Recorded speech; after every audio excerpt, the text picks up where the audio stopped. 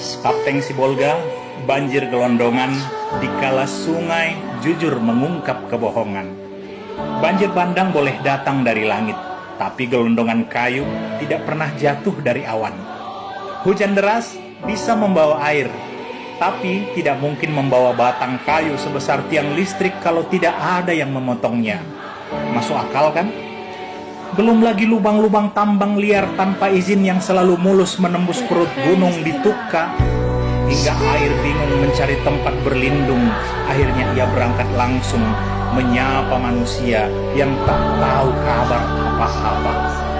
Di saat pemerintah setempat banyak yang pura-pura bingung, padahal penggalian demi penggalian berlangsung di depan batang hidung.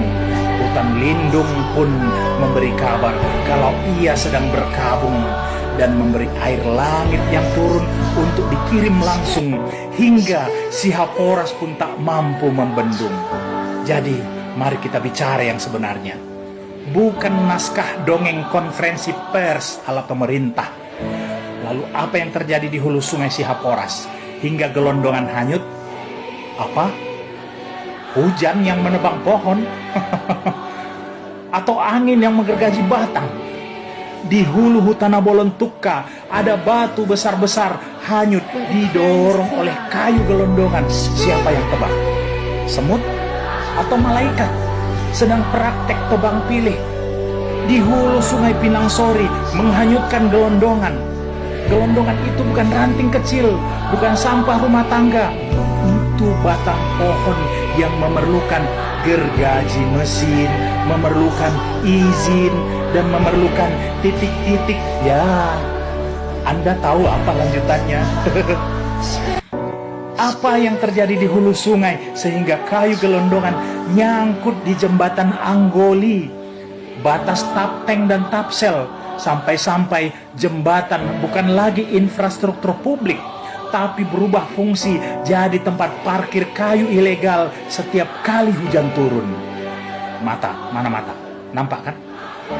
Dan ini pertanyaan yang tidak boleh lagi dianggap sepele. Ada apa ini Pak Bobi Nasution, Gubernur Sumatera Utara? Sehingga kayu gelondongan besar-besar hanyut di Sungai Batang Toru yang hulu sungainya melewati Taput. Ada apa dengan Taput? Tapsel, ada apa dengan Tapsel? Hingga berujung ke Tapteng, ada apa dengan Tapteng? Hutannya maksud saya. Apa yang sebenarnya terjadi? Apakah banjir bandang sedang mengungkap apa yang selama ini disembunyikan dalam kebohongan? Atau sungai sedang berkata jujur sementara pemerintah sedang sibuk mengarang alasan? Karena wajar kalau air meluap, tapi tidak wajar kalau hulu sungai berubah jadi jalur distribusi kayu ilegal. Tidak wajar kalau batang pohon seukuran pelukan manusia bisa hanyut seperti sampah plastik. Tidak wajar kalau bencana justru membuka buku besar perusakan hutan yang selama ini ditutupi rapi lagi-lagi dengan kebohongan. Lucu ya, setiap kali banjir pemerintah menyalahkan cuaca ekstrim. Tapi kayu gelondongan yang hanyut ini mau disalahkan ke siapa? Ke hujan? Ke badai? Ke Tuhan? Tuhan pula mau kalian salahkan. Ini bukan bencana alam. Ini bocornya skandal kebijakan. Ini kegagalan pengawasan.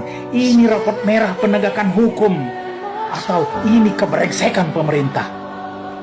Karena hulu yang gundul bukan terjadi dalam waktu semalam. Sungai yang penuh gelondongan bukan terjadi tiba-tiba.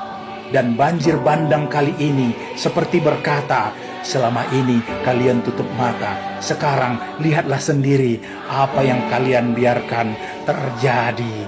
Sibolga Tapteng tidak hanya kebanjiran air, tapi kebanjiran bukti pemerintah yang abai.